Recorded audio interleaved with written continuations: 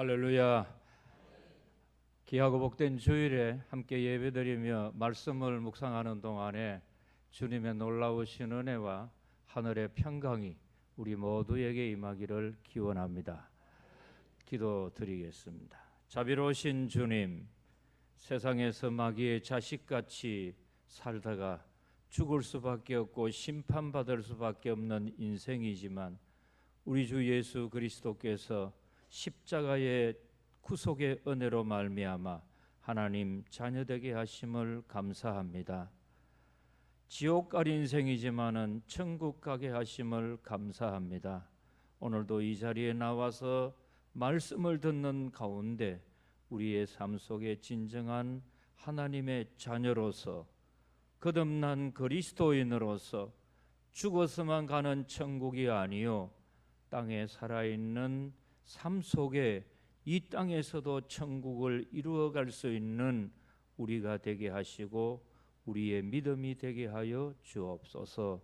부족한 종이 단상에서 싸우니 어린아이 같고 부족합니다. 성령님 도와주셔서 우리 모두에게 성령님의 은혜가 이 시간 역사하여 주옵소서. 병든 자들이 치유되기를 원합니다. 회복되기를 원합니다.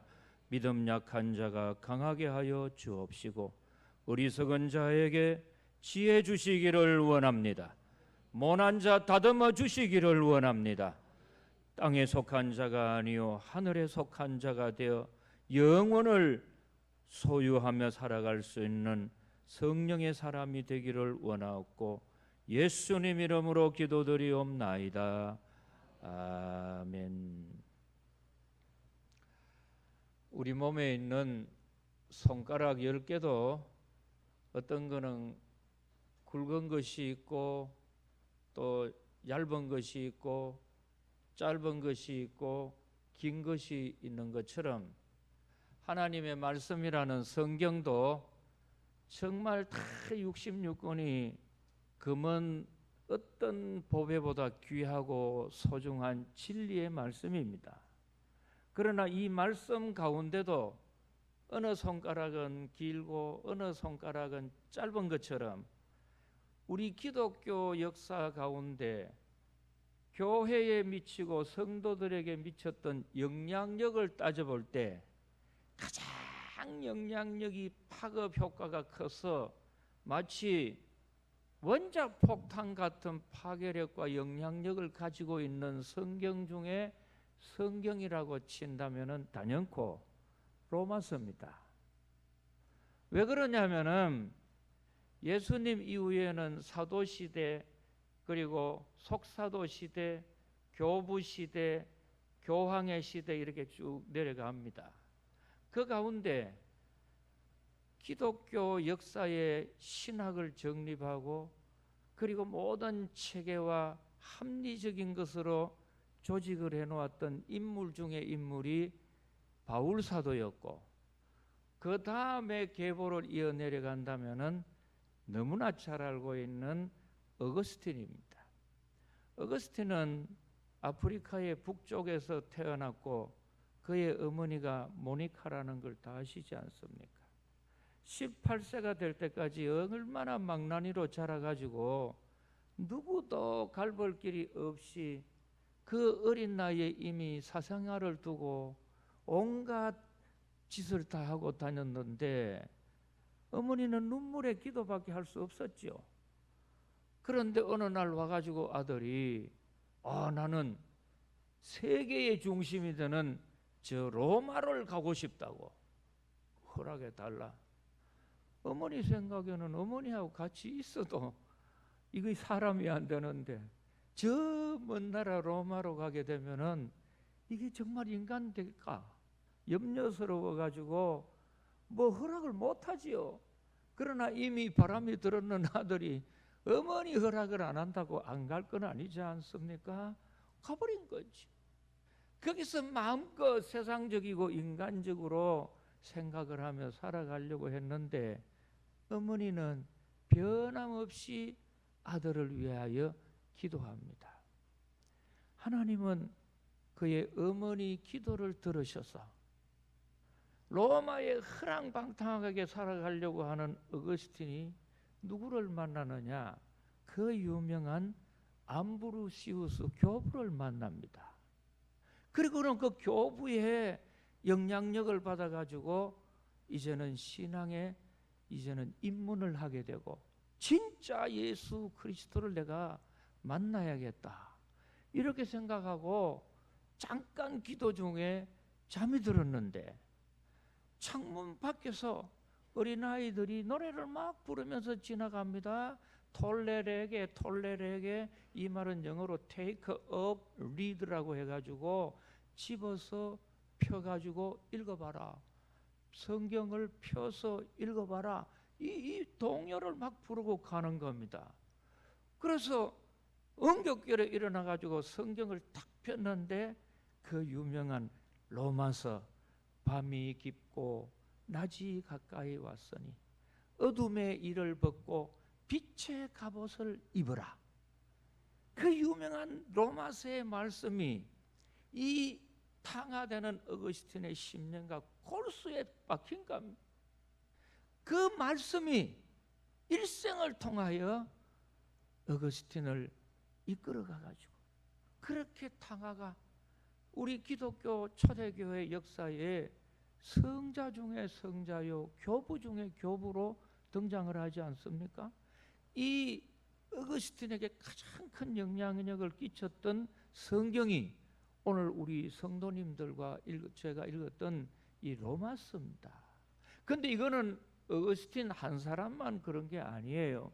그리고 난 뒤에 수없이 많은 사람들, 수도원을 창설하게 되었는 수도사라든지 그 외에도 크리스토스톰이라든지 황금의 입이라고 하는 초대교회 설교를 제일 잘했다고 하는 분도 로마서를 통해 가지고 은혜를 제일 많이 받습니다. 그뿐만 아니고 1517년도에 말틴 루터가 종교 개혁을 하게 될 때, 이게 아니야, 천주교에서 교황의 말이 제일이고 천주교를 따르는 전통이 제일이 아니고 이게 아니야, 진짜 신앙의 본질이라는 것은 이게 아니고, 믿음은 바로 뭐냐, 믿으면 믿음으로 이르게 하나니, 그러면서 사람은 의인은 믿음으로 말미암아 살리라, 의인은 믿음으로 말미암아 살리라. 그래서 이 로마서 1장을 보고 내려가다가 놀랍게 그가 깨달은 것은 아니라 하고 깨달으면서 종교 개혁을 시작을 합니다. 그 근거가 되는 말씀이 로마서입니다. 그뿐만 아니고 그 뒤에 존 칼빈이라든지 제일 유명한 인물 중에 근대학자 가운데는 칼 바르트라고 하는 유명한 독일 신학자가 있습니다. 거의 대부분 니체가 나오고 하이데거의 실존주의 철학이 나오고 이렇게 했을 때에 거의 다 무신론적으로 유럽의 사회가 기울어가고 있을 때, 거기에 마지막 종지부를 찍고 그 유럽에 있는 모든 사람들의 마음을 하나님으로 향하게 했던 대각성의 동기가 어디서부터 오느냐 하면은 칼 바르트가 지었는 유명한 로마서라고 하는 주석이 나왔을 때입니다. 그 주석이 나왔을 때는 그냥 어느 신학자, 시골 목사가 책 하나 썼는 모양이다 이렇게 생각을 했더랬습니다. 근데 이게 얼마나 파급 효과가 크고 영향력이 컸던지 그걸 읽어보는 사람들은 예수 그리스도를 만나지 않고는 살아갈 수 없다. 하나님은 하나님이시고 우리 인간은 인간일 수밖에 없는데, 우리 인간이 짐승이 되지 않고 진짜 인간으로 모습으로 신성의 그리스도를 담는 유일한 길은 예수님 안으로 살아가는 그리스도밖에 없다. 예수 그리스도밖에 없다. 이걸 이제 그 주석을 통해 가지고 이야기를 해 나갑니다. 그래서 이 칼 바르트가 자기 책이 얼마나 유럽이라고 하는 곳에 파급 효과가 컸던지 이런 비유를 합니다. 내가 시골에서 목회할 때에 새벽이 되면은 종을 치러 나갔다. 그런데 한 번은 종을 치러 나갔는데 종줄이 얽혀가지고 종이 안 치지는 겁니다. 그래서 종줄을 풀기 위해 가지고 종탑에 기어 올려가 가지고서는 종줄을 풀고 이제 내려오려고 하는데 그만 미끄러져 가지고 떨어질 때 겨우 뭐를 잡았느냐? 종줄을 잡았다는 겁니다. 그랬더니 이 종줄을 잡아가지고 자기가 땅에 내려오니까 종 소리가 얼마나 큰지 유럽 사람이 듣고 다 깨어났다. 이렇게 자기가 지어놓은 로마서의 영향력을 이야기를 합니다. 그리고 난 뒤에 이 칼발트뿐만 아니고 영국을 신앙으로 다시 재무장을 시켰던 존 웨슬레, 찰스 웨슬레 형제가 메도디스트라고 하는 감리교를 창설하게 될 때 그분들이 가장 많이 영향을 받고 묵상을 하고 그리고 왜 암송했던 성경이 로마서입니다. 금덩이 갖고 이 로마서를 보게 되면은 어마어마한 진리가 있습니다. 예. 그래서 스페너라고 하는 학자는 이런 이야기까지 했습니다. 성서라고 하는 66권의 금가락지가 있다. 그런데 로마서는 그 금가락지 가운데에 박혀 있는 다이아몬드 같고 이 로마서가 그 다이아몬드 채 정상에 있는 가장 빛나는 부분이 어디냐? 로마서 8장이라는 겁니다. 로마서 8장입니다. 오늘 우리가 본문으로 읽은 성경이 로마서 몇 장인지는 알고 계십니까? 지난주일 설교하고 내려오니까 어느 분이 설교 본문이 어딘가 묻더라고요. 그리고 또 한 분은 저에게 와가지고 귓속말로 뭐래, 목사님 어제 2부 예배 설교할 때 2천만 원 헌금한 거 날짜를 변경해가지고 뭐 이야기했는데 결론을 받았습니까? 안 받았습니까? 그래. 그리고 그게 궁금하냐고. 아이고 내가 그 이야기를 결론을 못했구나. 물론 안 받았습니다. 근데 그걸 안 받고 난 뒤에 너무너무 신기하고 놀라운 거는 교회를 안 다니는 그 동네 약국을 경영하는 박 회장님이라는 분이 우리 교회가 하는 모습을 보고 감동을 받아가지고 2억을 장학금으로 시사를 했어요. 아멘 좀 크게 하세요. 이럴 때 남의 교회 일이라고 아멘도 안 하시는데 우리 2억을 그 필요할 때 준다고 해서 받으려고 했는데 날짜를 오늘 날짜를 하지 말고 1년 소급해가지고 날짜를 그래 적어 영수증을 적어 달래. 그거는 뭐 유산 문제가 잘못됐든지 그런 거 아니면 돈 문제가 있는 거지요. 법적으로 아마 세무서 사찰을 받았든지 그래서 급하게 2천만 원을 가지고 왔는데 그거는 안 받아야지. 불이하게 쓰는 방법 안 받아야 됩니다. 그걸 궁금했던 모양이에요. 그런데 오늘 우리 일부 예배 성도님들 다 바쁘게 오셔가지고 예배 드리는데 뭐 오늘 예배냐 다음 주도 예배를 끼고 뭐 빨리 새 목사 봐야지 당신은 빵꾸나시나 떼고 빨리 가라 뭐 그런 마음으로 이 지금 성경 몇 장인지도 모르시는 분들이 있을 것 같아요. 제가 재차 묻습니다. 오늘 제가 설교를 드리는 성경 본문은 어디에 있는 성경입니까? 몇 장입니까? 할렐루야. 아이고 여러분은 잘 들으시는만요. 로마서 8장은 얼마나 신학적으로 위대하다고 평가를 하느냐 하면은 성경이라고 하는 66권의 금가락지에 꼽혀 있는 다이아몬드, 그 다이아몬드의 최고 빛나는 정상에 있는 성경이 어디냐? 로마서 8장이다. 할렐루야. 제가 지금은 그전에 현직에 있을 때는 한 20년 전에는 영남신학대학 신대원 졸업반에서 로마서 강의를 제가 해드렸더랬습니다.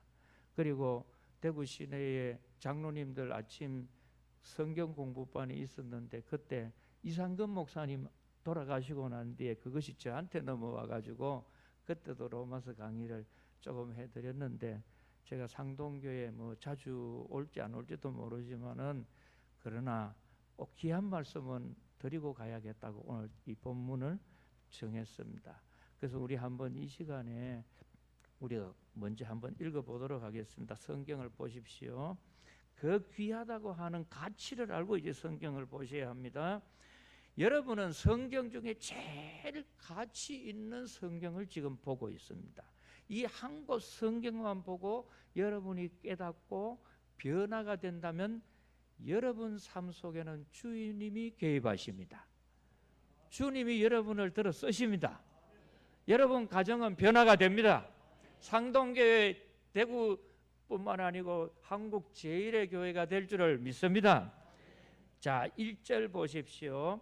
그러므로 이제 그리스도 예수 안에 있는 자에게는 결코 정죄함이 없나니 이는 그리스도 예수 안에 있는 생명의 성령의 법이 죄와 사망의 법에서 너를 뭐 했다고 합니까?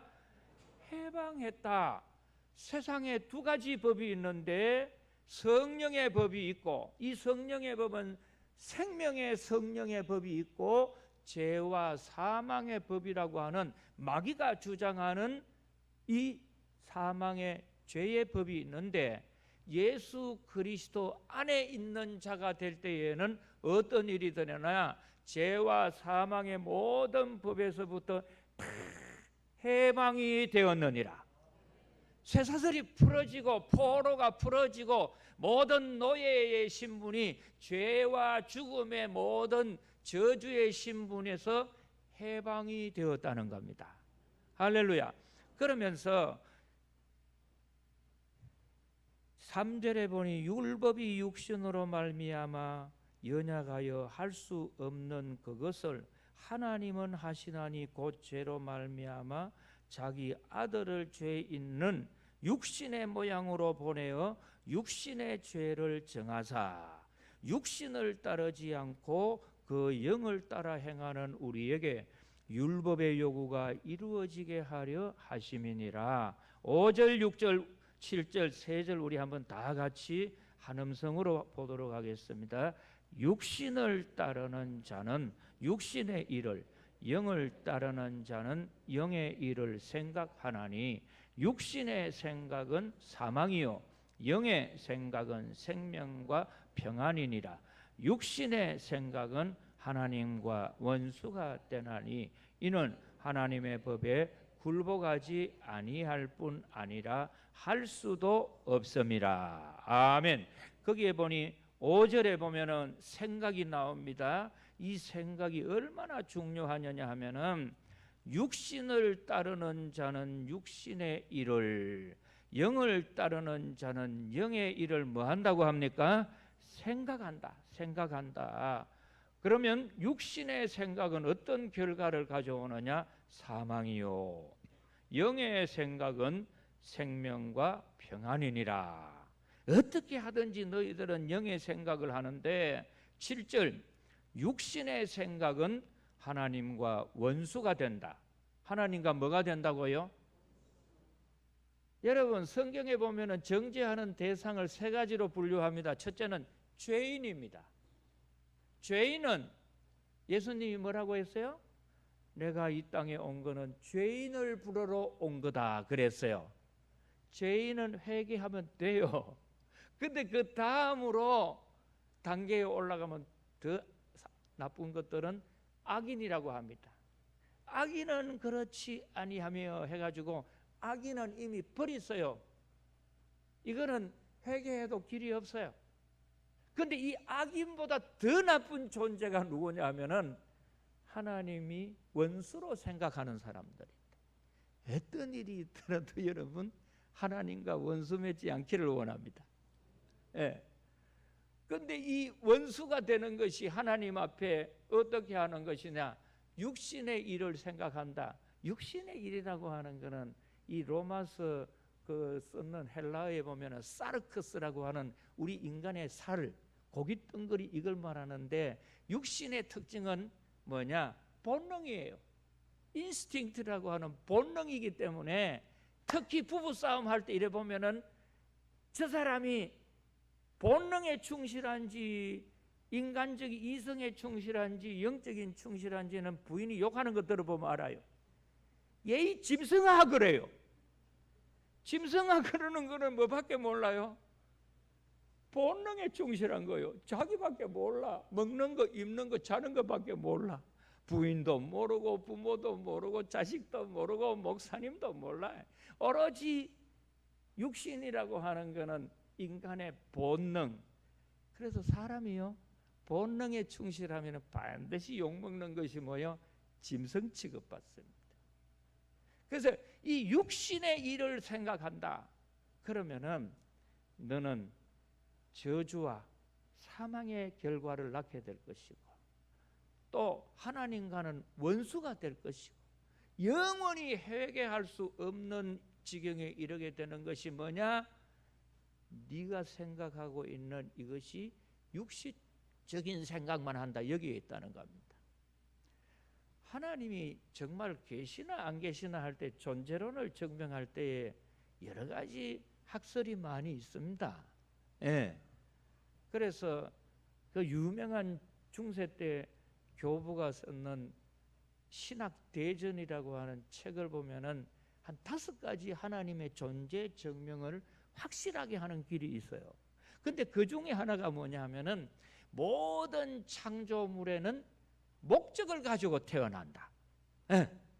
근데 그 목적을 부여하신 분이 누구냐 하면은 하나님이시다. 근데 안타깝게 우리 인간은 이 땅에 내가 태어났음에도 불구하고 내가 이 땅에 태어난 목적이 무엇인지를 모르고 살아가는 사람들이 많고, 대부분은 자기 육신의 목적이 내 인생의 목적인 줄로 알고 하나님과 원수가 되든지 버림받든지 방황하든지 그렇게 후회하며 인생을 끝나는 경우가 많습니다. 그래서 모든 물질은 가만히 보면은 다 귀한 것들이 있습니다. 여러분, 저 알래스카나 모스크바 같은 곳에, 추운 곳에 가면은 곰이 많이 있지 않습니까? 근데 그 곰에게는 제일 귀한 것이, 우리 한국 사람들은 뭐라고 하느냐? 웅담이라고 합니다. 그래서 한 번씩 이래 보면요, 기가 막힌 게, 그 엄청난 큰 곰을 그냥 잡아가지고 가슴에 썰개만 싹 빼고요 버려버려, 이 밀렵꾼들이. 그러면 그거 하나 빼면은 얼마를 받느냐? 2천만 원에서 3천만 원 정도 받는답니다. 곰을 그냥 밀려버려가지고, 그 고기 얼마나 큰, 덩치 큰 거예요. 귀하니까. 그리고 또 코끼리 같은 경우에는 아프리카에 가보면은 십체만한 코끼리를 잡아놓고서는, 이걸 죽이고서는요 상아만 싹 뽑아놓고는 버리고 가요. 그 상아 돈 된다 이거지요. 예? 그처럼 코끼리에게는 상아가 귀중하고 곰에게는 썰개가 귀중하듯이, 하나님이 보시기에 우리 인간에는 뭐가 귀중할까? 자, 여러분 한번 유인물 보세요. 제가 오늘 이 설교를 드리면서 조금 신학적이고 이런 게 나오면 잊어버리시고 또 뭐 본문도 뭔가 이래 물으시지 않도록 제가 이렇게 인쇄를, 유인물을 준비했습니다. 하나님께서 사람에게 가장 가치 있고 중요하게 보는 것이 무엇일까? 바로 생각이다. 왜 하나님은 생각을 중요하게 보실까? 1. 생각의 영향력들 때문입니다. 1. 홍수 심판의 이유는 창세기 6장 5절에 여호와께서 사람의 죄악이 세상에 관영함과 그 마음의 생각의 모든 계획이 항상 뭐하다고요? 악할 뿐임을 보시고, 사람들의 생각이 악하니까 이거는 길이 없다고 다 물심판해버린 것 아닙니까? 두 번째, 재앙이 임하는 이유가 뭐냐? 에레미야 6장 19절, 땅이여 들으라, 내가 이 백성에게 재앙을 내리리니 이것이 그들의 무슨 결과라고 하느냐? 생각의 결과라. 그들이 내 말을 듣지 아니하면 내 법을 버렸음이니라. 그래서 세 번째, 베드로가 사탄으로 책망을 받는 이유, 마태복음 16장 23절, 예수께서 돌이키시며 베드로에게 이르시되 사탄아 내 뒤로 물러가라, 너는 나를 넘어지게 하는 자로다. 내가 하나님의 일을 생각하지 아니하고 도리어 사람의 일을 생각하는도다 하시고. 여러분 절 보십시오.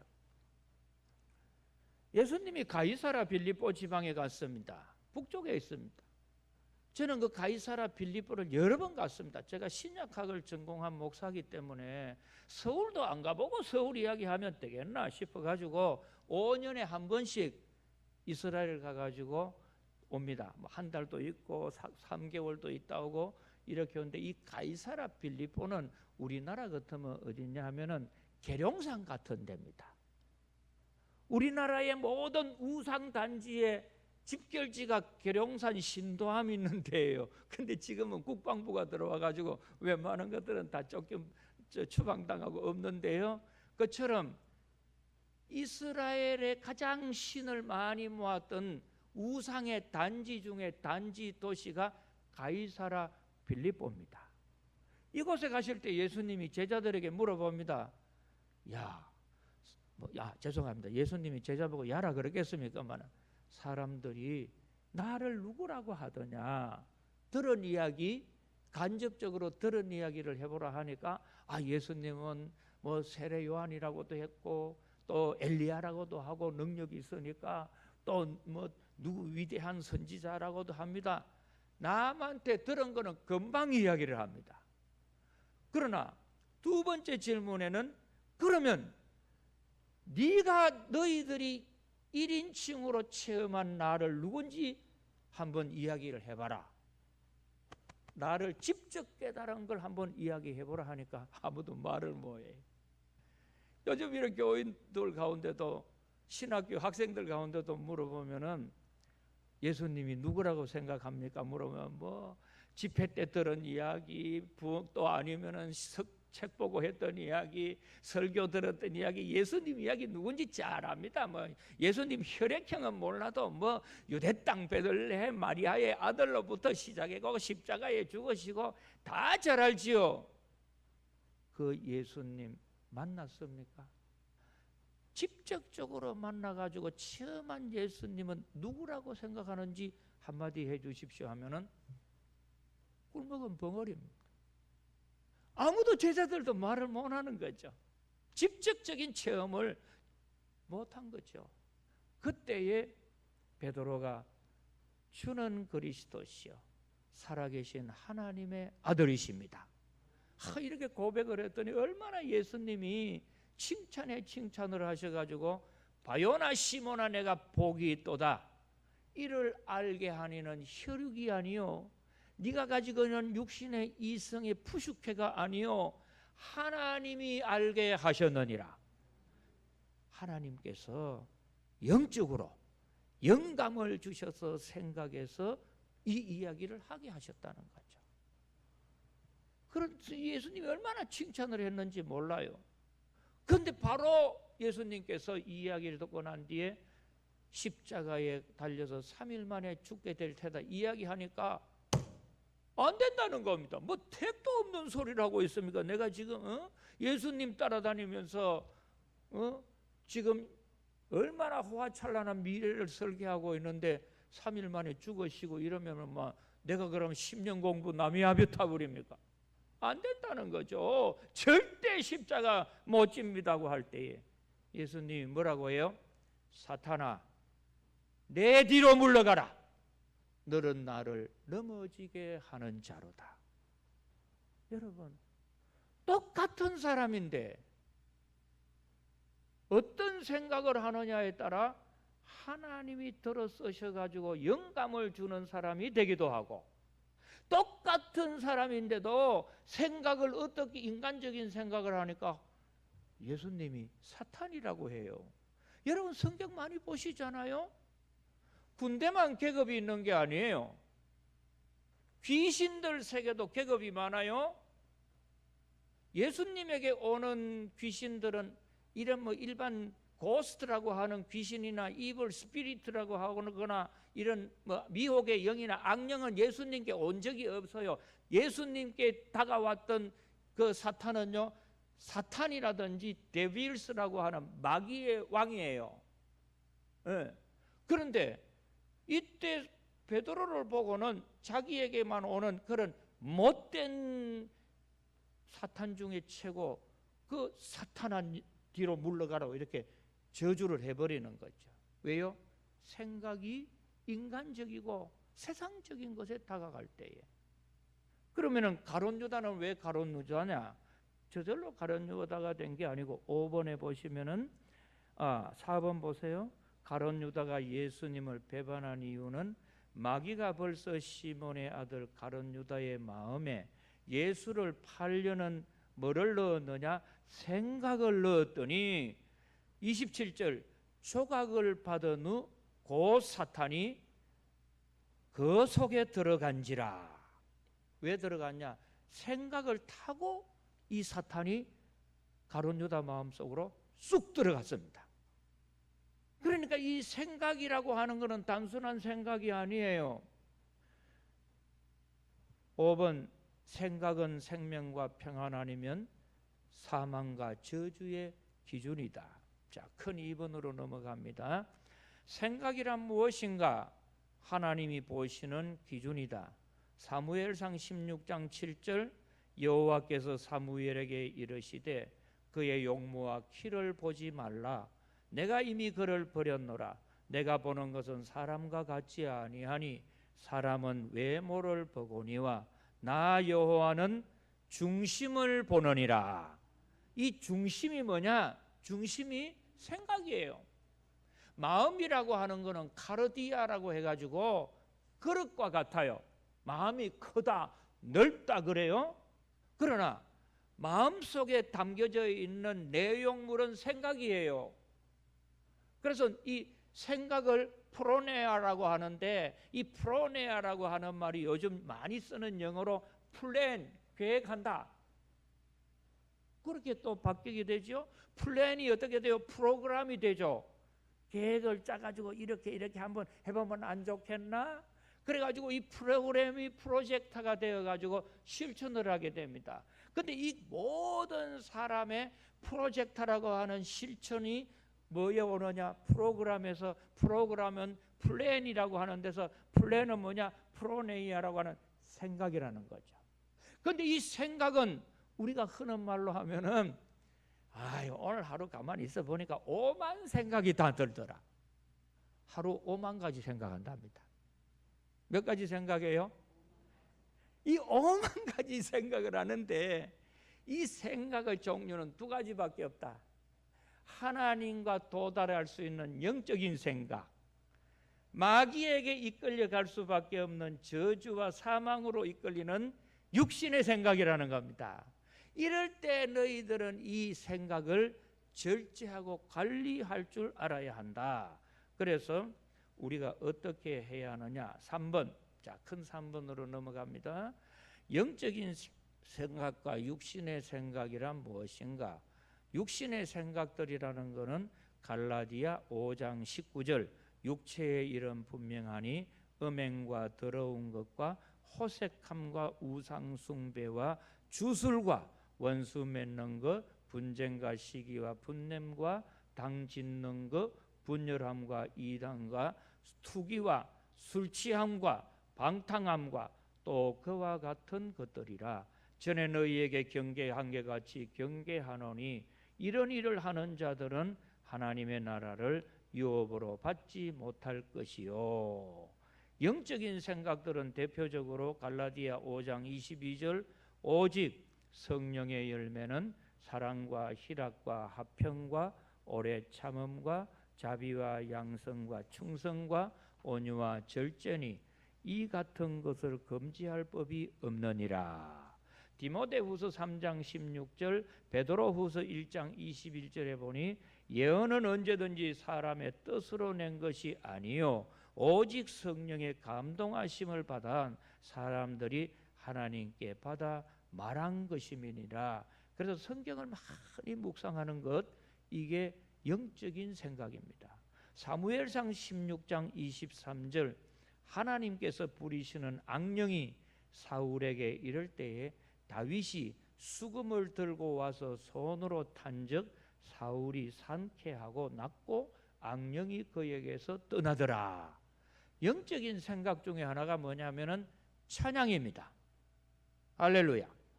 찬양을 많이 하십시오. 그래서 저 사람 제일 잘하는 찬양이 노래가 뭐냐? 노래방 가가지고 저 사람 18번이 뭐냐? 그래서 그게 이제 제일 자기 잘하는 곡이라고 하잖아요. 그게 어떤 곡이냐를 들어보면 알아요. 제가 교회 여러 교회 가가지고 이 교회가 앞으로 부흥하고 잘 될 건지 못 될 건지는 꼭 끝을 봐야 아는 게 아니고 그 교회 찬양이 어떠냐? 어떤 찬양을 선곡하느냐? 이 풍진 세상을 만나, 이런 찬양하면 희망 없어요. 성경에는요, 하나님이 부르는 찬양은 첫째, 새 노래로 찬양하라. 새 노래로 찬양하라. 하나님 말씀인 줄로 믿어요. 그런데 왜 부르는 것만 부르고 새 노래 부르면은 막 나이 드신 분들 또 새 노래 불러가고 난 못 부르가. 여러분, 정주영 회장님, 왕 회장님 현대그룹 할 때 사장들 회의를 한답니다. 그리고선 저 사람 승진을 시킬까 아니면 탈락을 시킬까를 뭐 해보느냐? 뭐 잘하시겠잖아요. 노래를 불러보라고 한대.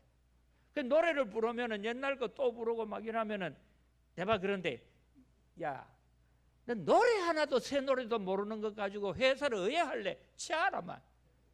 집에 가서 아기나 봐라. 예? 절대 승진 안 시킨대요. 예. 근데 새 노래를 부르면요, 아, 그거 의뢰하는지 나한테 좀 가르쳐 달라 한대요. 정 회장님은 노래를 부르면 항상 신곡 부른답니다. 요즘 살아계시면 BTS 노래 부르겠지요. 새로워야 돼요. 저 한경직 목사님도 다 찬양은 아주 새로운 걸 많이 하시더라고요. 그래서 요즘 전 세계에 영적으로 부르는 찬양 가운데 제일 많이 전 세계가 부르는 찬양이 10,000 리전이라고 하는 찬양이에요. 여러분이 유튜브에 들어가서 조회수를 해보면은 복음성가 가운데 세상 노래하고 비유해가지고 조회수가 제일 많은 2억 9천만 번 조회수가 있는 복음성가는 오늘 이 뭐예요? 송축회 내용원이라고 하는 이 찬양밖에 없습니다. 전 세계에 제일 많이 불러주고 유튜브에서 3억 가까이 불러가는 복음성가는 아직 아무것도 없어요. 이게 기네스북에 오를 만큼 좋은 찬양인데 저는 상동교회가 앞서가는 교회라고 믿습니다. 하나님이 기뻐하는 교회라고 믿습니다. 안 불렀는 찬송 또 부른다고 찌그리시고 인상 쓰고 집에 가실 분 안 계시겠죠? 여러분, 생각을 바꾸셔야 합니다. 오늘 이 찬양 한번 배워보도록 하겠습니다. 이미 많이 아시는 분도 계실 텐데요. 이거 한번 아시는 분, 우리 일부러 제가 좀 부탁을 드렸습니다. 우리 숙달된 조교들 나오셨는데 박수로 한번 축복해 주시겠어요?